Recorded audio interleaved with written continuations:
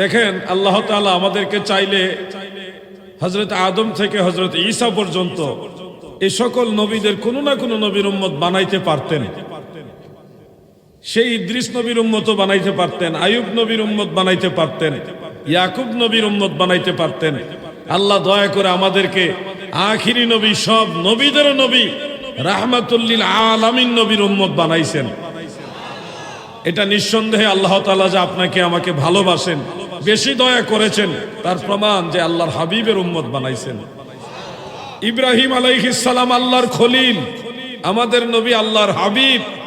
খলিল শব্দের অর্থ হলো বন্ধু, হাবিব শব্দের অর্থ হলো বন্ধু, কিন্তু বেশ কম হলো খলিল তাকে বলে যিনি আল্লাহকে ভালোবাসে, আর হাবিব তাকে বলে যাকে আল্লাহ নিজেই ভালোবাসে। সুবহানাল্লাহ বলেন।